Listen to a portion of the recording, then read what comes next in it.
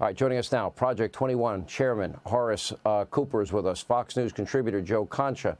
Horace, start with you tonight. Let's get your take on Kamala Harris. The vetting has begun, her in her own words, as radical a person to ever run for the presidency. Well, she absolutely is. She has demonstrated how unpopular her views are. She ran for president. Even when we were talking about a large number of left-wingers running, she was one of the first, not one of, she was the first to end up dropping off. She didn't make it to the first primary. Her views are far out of the mainstream. And when she was named the running mate, we saw something very interesting, a negative bounce by the Biden-Harris ticket when she was first named, and largely because a number of black Americans were watching her when she was in California, and they didn't approve. Nothing has changed. You know, Joe, I think it's the biggest lie cover-up campaign of all time. I mean, look at all the lies Kamala Harris has told us. She's not that. Well, why the big push? And all the media is jumping on board that she was not the border czar.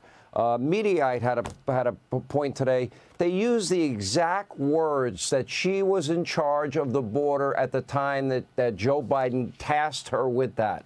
And now they want everybody to deny it. The media falls right in line, as per usual.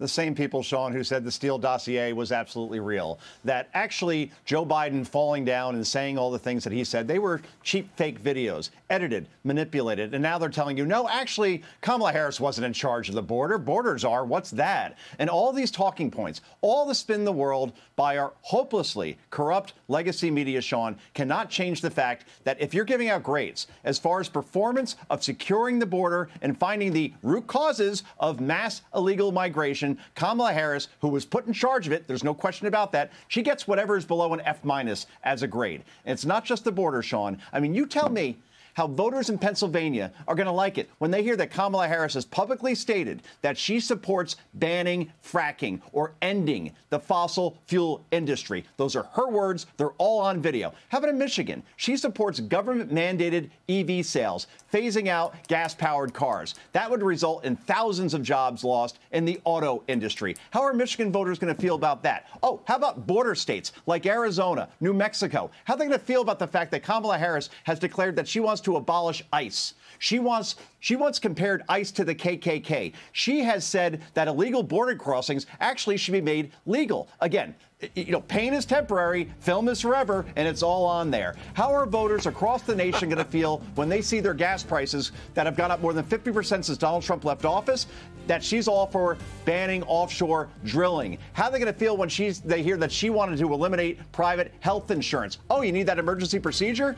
Take a number, wait 6 months, maybe it'll work out. Ask people who live in Canada and England how that goes. Over and over again, Sean, there are many examples here, all on video, that the media needs to point out, and they won't, in an effort to try to get her over the finish line. It ain't going to work because of shows like this and of social media, Sean. Yeah, and 18 to 24-year-olds are stupid, but we do put advanced weapons in their hands, send them into combat. And by the way, they're not living in dorms. They're living in submarines and aircraft carriers or driving. Wow. Unbelievable. Thank you both. Appreciate it. Hey, Sean Hannity here. Hey, click here to subscribe to Fox News YouTube page and catch our hottest interviews and most compelling analysis. You will not get it anywhere else.